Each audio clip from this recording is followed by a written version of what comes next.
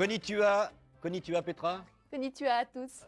Konnichiwa, ça veut dire bonjour en japonais. Vous allez très vite comprendre pourquoi. Aujourd'hui, eh bien, c'est notre première émission que nous appellerons de vacances. D'ailleurs, vous voyez le décor tout nouveau que nous nous sommes procurés auprès d'un grand magasin parisien qui a eu la gentillesse de nous offrir ce décor. Mais nous aurons aujourd'hui Francis Lescure comme consultant. Bonjour Francis. Bonjour Pierre, konnichiwa. Konnichiwa. Nous aurons Pithion Roussillon qui va nous parler en japonais des chiens qui viennent de ce pays. Et notre invité, je dirais bien, d'honneur, Roger Pierre qui vient dans cette émission, qui est un petit peu chien. Hein, vous êtes un Oui, petit peu Kiki, chien. je suis Kiki. Kiki, hein. Le caniche Kiki. Le caniche Kiki qui a fait hurler de rire une génération, en tout cas, de spectateurs, de téléspectateurs, et qui continue. J'ai le costume encore. Vous avez encore le costume. Le costume, Écoutez, le collier, la baba. Les si trucs. j'avais su que vous aviez le costume, Roger, je ne sais pas, mais je crois que vous aurez bien obligé de vous mettre dans un coin avec ce costume de chien, de ce chien caniche qui cherche sa babale. Oui. Hein, bien. Alors, les chiens japonais aujourd'hui. Aujourd'hui, des chiens qui sont très particuliers, très rares. Nous avons réussi, grâce à M. Pithion Roussillon, à les faire venir sur ce plateau. Pithion, alors, ces chiens japonais, est-ce qu'il y a vraiment une histoire à raconter? Ah oui, bien sûr, parce que ce sont trois des races que nous avons ici sont des races très anciennes, alors que l'autre, la dernière que vous verrez, est beaucoup plus récente. Mais ce sont des chiens très anciens, leur histoire remonte à il y a près de 3000 ans. Ils ont accompagné les Mongols lorsque les Mongols sont passés aux îles Sakhalines. Des îles Sakhalines, ils sont venus au Japon. Et puis là, il y a eu une certaine distinction qui s'est opérée entre les trois races principales. D'une part, les Akita qui sont restés au sud de l'île principale, l'île de Honshu, et qui sont devenus très rapidement les chiens nationaux de garde japonais. D'autre part, les Hokkaido qui, eux, ont été d'abord dans l'île principale de Honshu, puis qui au 7e siècle après Jésus-Christ ont été refoulés par les Japonais sur l'île d'Hokkaido, d'où le nom de cette race maintenant.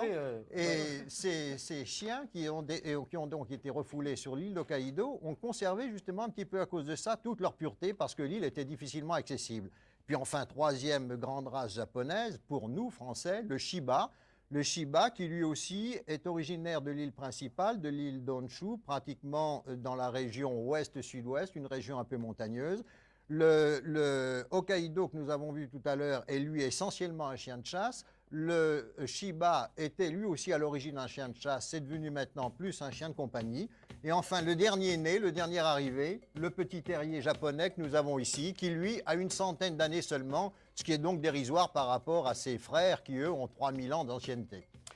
Oui, alors il y en avait d'autres. Il y a le Shiba, Shikoku, le Kishu, le Spitz, le Hokkaido, le Kai, l'Akita, le Terrier, nous l'avons. Le Tosa qui était un chien de combat redoutable. Le Tosa qui est toujours un chien de combat C'est un peu redoutable. le C'est le gros mastif japonais. Ouais, on n'en parle pas trop parce que c'est un peu le pitbull japonais, ça. On cherche pas trop à les. Oui, à en fait, développer. les combats de chiens ont été interdits au Japon en 1910. Ils ont un petit peu continué malgré tout, mais il y a beaucoup d'améliorations de ce côté-là. Roger Pierre, Oui. ces chiens, vous aviez l'habitude, vous en avez déjà vu? Moi j'avais un boxer, moi, mais Ah, j'avais ces jamais chiens-là, vous vu. avez jamais vu. Un Jamais, boxer jamais, jamais. On imagine mal qu'ils aient pu combattre Il s'appelait comment ce boxer? Varum. Varum. Et tout le monde me demandait pourquoi. Oh, écoutez, on va arrêter 30 secondes de parler chiens parce que vous aviez vu notre émission sur les poissons il y a 15 jours. Oui, super. Et alors, vous m'avez raconté l'histoire d'une dame que vous avez vécue, une dame qui a été acheter un bocal à poissons. Ah oui, une dame. Racontez-moi ça très vite, C'était la là, Samaritaine. Elle a dit à la vendeuse, je voudrais un bocal, mais avec dedans des petites choses, des herbes. Pourquoi? C'est pour occuper mon poisson. Ah bon, parce que je vis seul et dans ma chambre, j'ai ce bocal parce qu'il me tient compagnie. Mais ce poisson me gêne parce que le soir, quand je me déshabille, il me regarde avec des yeux. J'en suis gêné. C'est une histoire de poisson. Bon, on revient à nos moutons, on revient à nos chiens. Francis Lescure, vous savez que nous avons donc inauguré une autre formule. Pour les vacances, ça se bat à côté. Ce n'est pas grave, gardons notre calme. Donc pour les vacances, nous avons une autre formule. Nous n'avons pas de standard téléphonique. Le standard téléphonique, eh bien, vous savez, les gens ne sont pas chez eux. Mais nous avons eu l'idée de reprendre toutes vos fiches, et Dieu sait si vous en avez, énormément de fiches, Ces fiches, ce sont celles auxquelles nous n'avons pas répondu par téléphone, des gens qui ont quelquefois attendu pendant assez longtemps. Et donc, on les a reprises, on a pris les meilleures questions, on a fait un best-of des questions. À ce propos, je vous dis également que si vous voulez savoir ce qui se passe dans l'émission, en revanche, notre Minitel 3615-5 fonctionne toujours. Alors, Francis Lescure, j'ai une question de Madame Dumoulin de Toulon, monsieur ou Madame Dumoulin de Toulon, qui est un Doberman de 2 ans, qui semble faire une maladie auto-immune. Alors d'abord, qu'est-ce que c'est qu'une maladie auto-immune? Eh bien, c'est une longue question et une question difficile. Alors, je vais essayer de parler très vite et de parler clairement. Clairement, surtout. Hein. De parler clairement. Professeur. Alors, la maladie auto-immune, eh bien, représentez-vous un organisme vivant. Lorsqu'une matière, une substance étrangère pénètre dans cet organisme, l'organisme envoie vite en estafette des cellules qui vont identifier la substance. Si la substance est reconnue comme faisant partie de l'organisme, rien ne se passe. Si c'est véritablement une substance étrangère, immédiatement, il y a un grand branle-bas de combat. Des cellules spéciales vont élaborer des substances qui vont neutraliser, on appelle cela des anticorps. Et ces anticorps créent l'immunité, dont c'est une défense, mais dans certaines circonstances, ces anticorps peuvent provoquer une maladie et c'est une réaction d'hypersensibilité. Alors ça, c'est pour une substance étrangère. Mais dans certains cas, l'organisme ne reconnaît pas ses propres substances. Ça s'appelle une bavure. Et oui, c'est une bavure. Et va envoyer contre cette propre substance ses moyens de défense et va créer des anticorps. Alors pourquoi l'organisme ne reconnaît pas cette substance? Eh bien, soit que la substance se soit modifiée, ou bien alors qu'il s'agisse d'une substance qui était cachée. C'est le cas en particulier du cristallin. Et les cellules, le cristallin, c'est-à-dire cette lentille que nous avons dans l'œil, c'est constitué dans l'œil, c'est un endroit qui a la particularité, en se développant, alors que toutes les autres parties de l'organisme éliminent les substances vieilles. Le cristallin se développe vers le centre, et les substances les plus âgées sont au centre du cristallin. Et nous avons dans le cristallin des protéines qui remontent à notre formation exactement. Alors si pour une raison ou pour une autre, ces substances sont libérées, l'organisme ne les reconnaîtra pas et va créer des anticorps contre sa propre substance.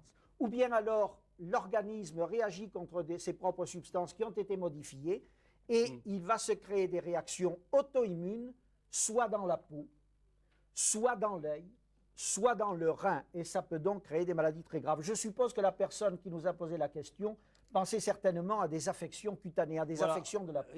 Bon, c'est ce qu'on appelle le lupus. Le lupus en particulier, qui entraîne ces lésions caractéristiques suintantes, déplaisantes et persistantes. De la truffe aussi. Hein. Et de la truffe. Voilà. Alors, il faut combattre la réaction de l'organisme, soit par des corticoïdes, soit par des substances qui diminuent l'immunité. Oui. Voilà ce qu'il faut Donc, faire. oui, nous avions beaucoup de questions à ce sujet à propos justement de ces truffes qui se craquellent et qui deviennent suintantes, et pas mal de questions là-dessus. On va très rapidement prendre une autre question, celle de M. Digle, Patrick, qui habite La Rochelle. Faut-il changer de nourriture tous les jours? Là, je pense qu'on peut y répondre très vite. Ah oui, hein. très facilement. Le chien, au contraire, n'aime pas que l'on change d'habitude, change d'alimentation. Il s'habitue à une alimentation, il adore ça, et puis si cette alimentation est bien équilibrée, il n'est pas besoin de la changer. L'important, c'est de s'assurer de l'équilibre et de la composition de l'alimentation. C'est le seul souci à avoir. Roger, vous avez eu ces problèmes de nourriture avec votre boxer? Non, du tout. Non. Non. À l'époque où vous aviez ce boxer, il y avait déjà ces boîtes de conserve. Oui, mais il n'était pas très boiteux. Il mangeait un petit peu de tout, lui. Ouais. J'avais des amis au Hall qui m'obtenaient des viandes un peu choisies. Alors, il était très gourmand. Hein. Alors, avec sa patte, comme ça, il demandait. Oui, ils sont tellement tendres qu'ils savent solliciter Oui, et obtenir oui. ce qu'ils veulent. Hein. Oui, oui. Une petite question encore sur... Ah là, j'ose à peine vous dire de quoi il s'agit. Il s'agit des glandes anales. Alors, les glandes anales, c'est Monsieur Cortés, Christine, mais il y a d'autres personnes qui nous ont écrit. Ouais. Les glandes anales, ce sont 2 glandes qui sont de chaque côté de l'anus. Et ces glandes sécrètent un liquide qui est d'ailleurs assez nauséabond. Et quelquefois, ce liquide Voilà, ne s'élimine pas. Grâce à ce liquide, ils marquent leur territoire. Oui. Et ça sent énormément, puisqu'ils identifient leur territoire grâce à l'odorat. Et effectivement, c'est une maladie de la civilisation sur des chiens qui se déplacent peu. Ces glandes s'engorgent. Or, elles sont très longues et elles ont un pertuis très fin. Et la matière s'accumule, fermente et ça crée une suppuration. épouvantable. Hein. Là, ça leur met le derrière exactement comme de la dentelle. Et on peut très très bien l'éviter en levant la queue de l'animal, en pressant assez fort, on fait gicler cela. Et c'est plus important, à mon sens, que n'importe quel Voilà. Alors, on évite un tas d'ennuis. Vous ne restez pas devant quand vous faites cette opération parce que ça sent très très mauvais et c'est projeté assez violemment. Bon, je vais retourner. Je peux dire un mot, Pierre, Oh oui, encore bien à cet sûr, égard, mais vous pouvez dire parce tout ce que que vous voulez. lorsqu'on voit le chien faire le traîneau, on dit souvent il a des vers, ça n'est pas vrai. Ouais. C'est parce que les glandes anales sont engorgées et c'est à ce moment-là qu'il faut presser. Il faut les vider. C'est très important. Bien. Bon, j'espère que Petra, vous n'êtes pas dégoûtée par tout ce qu'on vient de raconter. C'est Non, je horrible. souhaite bon hein. appétit à tout le C'est monde. horrible. hein. Demandez à Petra Merci. si les Bon, glandes anales écoutez. sont engorgées. Alors, Petra, là aussi des changements pour nos journaux. hein. j'ai- On n'a pas tellement de. Changement dans le physique, Oui, changement bien. dans le journal. Bon, vous n'allez pas rester comme ça hein, quand même. hein. Non, Bon. c'est promis, je reprendrai mon allure normale Normal. la semaine prochaine. Non, pour la période estivale, nous vous avons préparé une petite concoction, un petit mélange de toutes les informations et en images, les plus sympathiques, les plus drôles, et également les plus touchantes. Et aujourd'hui, ça va être particulièrement les plus touchantes parce que nous avons fait un spécial naissance avec des naissances de tous les bébés animaux que nous avons vus et que vous allez revoir avec nous. Avec des séquences sur les oiseaux, vous allez voir, Oui. c'est pas triste.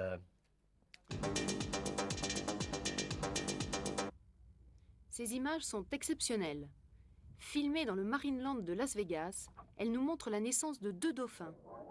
C'est après une gestation de 9 mois qu'a lieu la mise bas.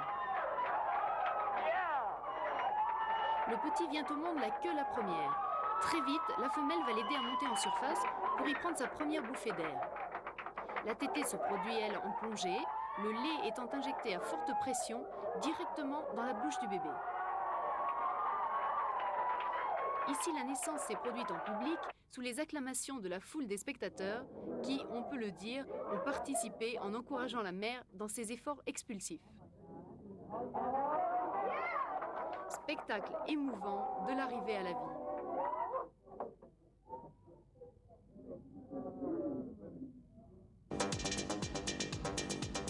Les cigognes sont en voie de disparition et partout où elles migrent, on cherche à les protéger et à perpétuer l'espèce.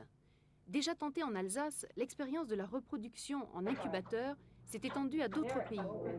Nous sommes ici, par exemple en Floride, où viennent de naître artificiellement 2 cigogneaux. Le moins qu'on puisse dire, c'est qu'ils sont déjà dotés d'un solide appétit.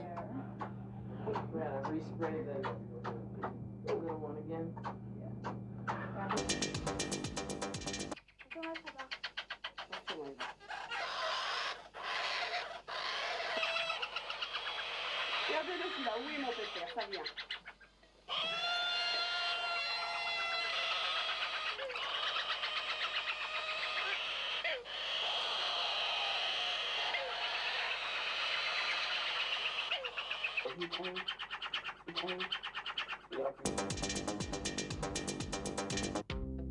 Chaque semaine, nous arrivent des images de naissance d'animaux exotiques ou insolites, et ce carnet rose nous permet de vous présenter des scènes attendrissantes. L'orang-outan qui vient de naître dans un parc américain ne trahit pas la règle. C'est sûr, il va vivre une vie captive, mais pour le moment, dans sa nurserie, il réagit comme tous les bébés du monde, et tout ce qu'il peut susciter est à base de tendresse et d'émotion.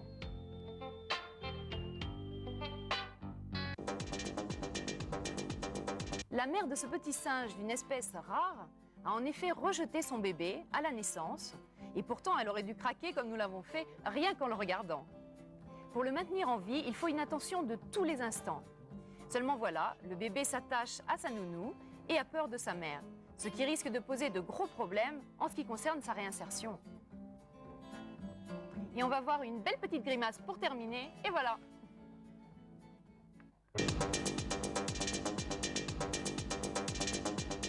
On a vraiment tous envie de les adopter. En attendant de les adopter, nous nous retrouvons dans quelques instants après quelques publicités.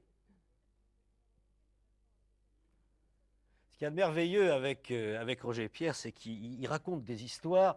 Et ces histoires, il les invente même pas, c'est des histoires vraies. Oui. Et elles sont extraordinaires. Alors, l'histoire là, que vous venez de nous raconter, le chien de. De ma grand-mère. De votre Ah oui, grand-mère. oui, Louise Aimait, oui. Elle tenait avec son mari une épicerie buvette à Saint-Ouen, environ de Paris. avenue des Batignolles, une épicerie buvette. Alors, elle avait des clients. Puis, alors, à un moment, elle disait, tous les mois, elle disait à la fin du mois, « Ah, il faut que j'aille envoyer un mandat à Mémé. » Mémé, c'était mon oncle, Louis Emmett, et qui était soldat. Et il disait, un petit mandat. Elle avait un chien, une sorte de chien de berger à poil long, plus gris et noir. Le chien faisait chut au mot de mandat, et Louis Emmett, le chien sortait, poussait la porte de la boutique, remontait toute l'avenue des Batignolles, allait place de la mairie, il y avait un bureau de poste à ce moment-là, il poussait la porte et allait directement au rayon des mandats postes. Il mettait ses 2 pattes sur le comptoir et la dame des PTT disait « Ah !» Elle prenait un mandat, soldat Louis Emmett, caserne Vatrin, 51e d'infanterie, Beauvais. Avant que la grand-mère arrive pour donner l'argent, le mandat était fait. Et le chien était là, et il repartait tranquillement avec la grand-mère au pied. Ah, c'est extraordinaire. Tous les mois. Et l'époque du service militaire durait 2 ans et quelques. C'est beaucoup, 2 ans. C'est une jolie histoire. C'est hein. une belle histoire. Encore. Ouais, Et ce pas n'est une pas un autre. réflexe conditionné, il y a véritablement une interprétation du mot mandat. Écoutez, il y a une Le histoire qui chien. est merveilleuse de chat, alors cette fois-ci. Ça, c'est formidable. Notre ami, le docteur... Non. Ah, son nom m'échappe, ça va me Peu revenir. importe. Allez. Bon, il revenait de vacances, il s'arrête sur l'aire de repos et il voit une boîte aux ordures qui faisait comme ça, le couvercle. Il l'ouvre, un petit chat. Ah. Un petit chat gris que les gens avaient jeté dans la poubelle. Ça, c'est vraiment... Il le prend, il le met dans sa voiture où il avait déjà 2 chiens. Il avait adopté 2 chiens bâtards. Et c'était, non. Il dit au chien, vous allez garder le petit chat, on rentre à Paris très vite, et on va s'occuper du petit chat. Et il part, il arrive à Boulogne, où il avait son cabinet. Il me dit, tiens, je vais m'occuper du petit chat. Il se retourne, le petit chat gris était blanc. Pendant tout le voyage, les 2 bâtards avaient lavé le petit chat. Ah, c'est chouette. C'est formidable. C'est attendrissant. Hein,